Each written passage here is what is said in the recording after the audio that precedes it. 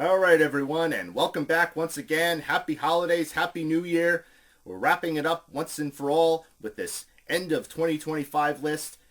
Moving on into 2026 of what I'm anticipating, this time with video games. Yes, the top 10 video games that I'm anticipating for 2026, and like any other year, they're all subject to change at any time. So obviously there's going to be a few on here that I was anticipating for 2025 and even before that. So don't be surprised if they get postponed once again, but hey, I'm looking forward to them and anticipating that they're going to release this year, and if not, well, the wait will be worth it. But without further ado, here we go.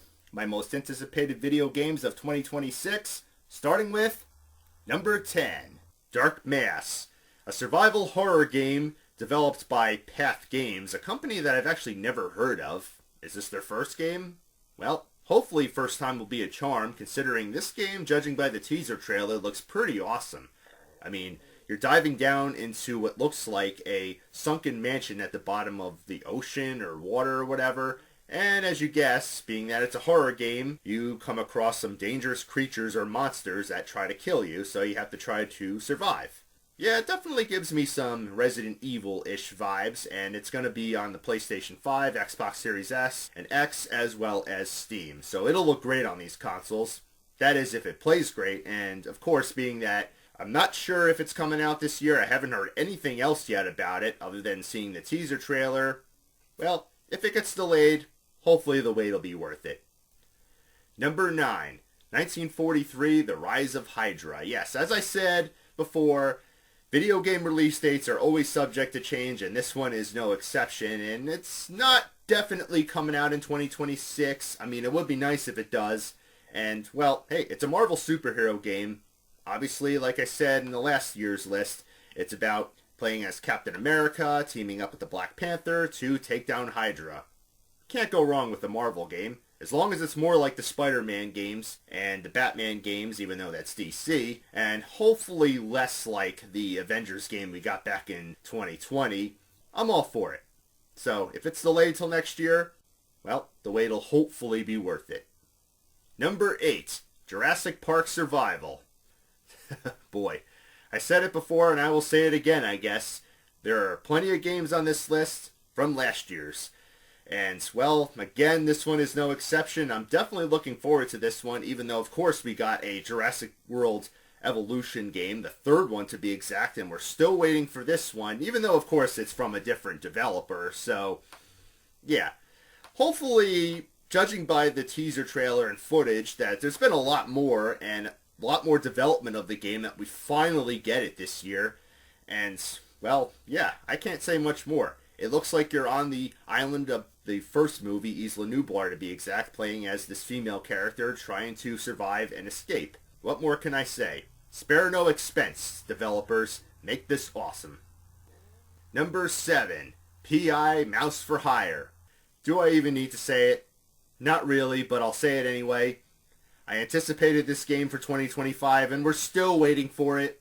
And that's why I'm obviously anticipating it for 2026, because it's still not out. But not to worry, it is actually officially releasing in 2026, on March to be exact. So, there you go. That answers everything. I ain't got much to say about it that I haven't said before. It looks awesome. You're playing as an animated mouse cop or detective, going on a shooting spree. Little bit of mix of sort of a Disney cartoon in black and white with guns, sort of like Doom in a first-person perspective. I mean, it definitely shows it's got a good mix of cartoons with some violence. How could you go wrong there? Releasing for the PlayStation, Xbox, and Steam, and even Nintendo Switch. I'm assuming it's gonna be playable on Switch too, like any other Switch 1 game, so yeah, this one looks like it's gonna be fun to play at home and on the go, so I'm probably gonna go for that one. Otherwise, don't let us down. Number 6, Tomb Raider, The Legacy of Atlantis. Yeah, okay, this is kind of a cheat because it is actually a remastering of the first Tomb Raider game from the PS1. But let's be honest here. Even though those games are great, and I did download the original definitive trilogy, playing it now, it definitely hasn't aged well in comparison to the new ones. And bringing this into PS5's standard of graphics and gameplay and everything, removing all those camera control problems. I'm excited to see how well the PS5 can make this game look great and take advantage of its capabilities and make Lara Croft just as badass and awesome as ever. I mean, this female version of Indiana Jones, which is what a lot of people refer to her as, I mean, come on. She's as badass of an adventurer as you can ask for. She shoots, she fights, not only bad guys, but freaking dinosaurs and werewolves and bats, while puzzle solving. I mean, this is my kind of game, and this is pretty much anybody's kind of game. So PlayStation 5, don't let us down with this one. And it's also going to be available on Xbox and Steam. Enough said right there. Number 5, Halloween. Yes, a game based off of what looks like, judging by the trailers, the original Halloween movies, where you play as both Michael Myers and or the victims or babysitters, basically the people who are trying to survive the onslaught of murders that he commits on Halloween. And I can't say much more about the trailer. It looks amazing. I mean, it just fits that Halloween-ish feel, being that I have watched the movies, and I'm all for this seeing the light of day. I mean, we've gotten a few good horror games, and, well, being that this is made by IllFonic, a company that's had some rather mediocre to somewhat decent games, but I'm hoping that this will maybe turn things around for them. You know, for one thing, unlike the Killer Clowns from Outer Space game, which is also made by them, unfortunately, despite being fun, it was only multiplayer. This one, on the other hand, is going to have both multiplayer and single-player mode. And that is what I'm freaking talking about there, because that's what a lot of these horror games need. So, I'm hoping that they'll actually make this faithful to the movies. Of course, it's going to have the music, and thankfully it is actually going to release in September of 2026, which is pretty much when the whole entire Halloween season starts, even though it's obviously in October. But come on, most of us get our Halloween stuff up in September. Give us a good game. Let us play as both Michael Myers and or the victims in a faithful manner. Number 4. First Light 07.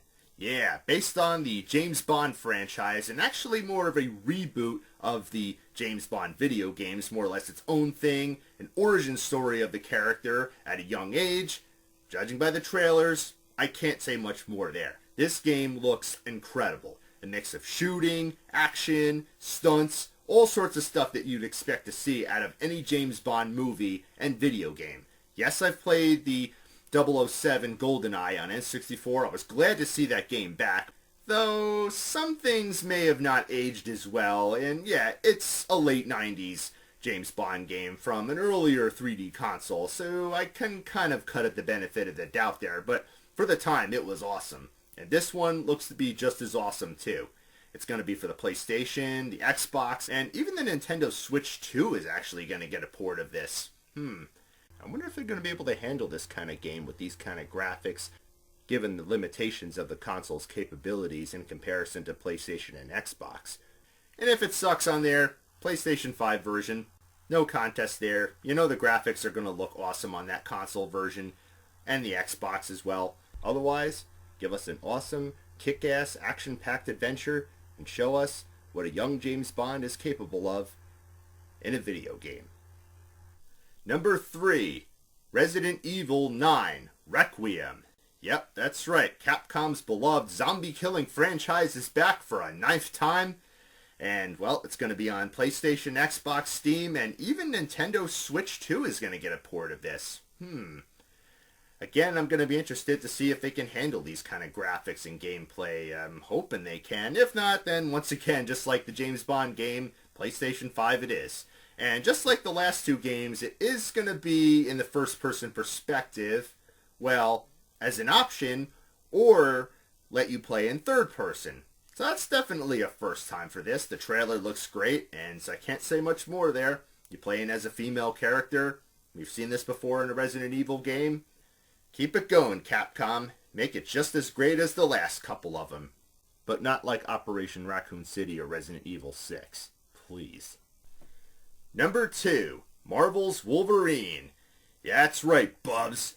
Marvel's Wolverine is finally getting released in 2026. As far as I know, I mean, there's longer trailers finally revealed with more gameplay and footage and everything, and I gotta say, it looks incredible. From Insomniac Games, the same company that gave us the Spider-Man games, I can't say my expectations are low on this one. It just looks incredible. And we can only hope for some blood, some action.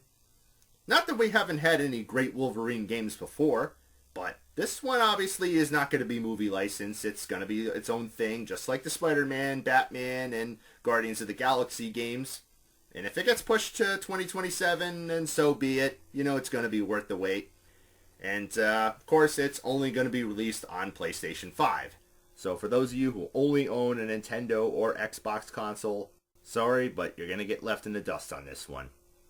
So Insomniac Games, don't let us down, bubs. You've done great with the Spider-Man games. Let's hope this one will be just as great. And the number one game that I'm anticipating for 2026, you probably already know it. Grand Theft Auto 6.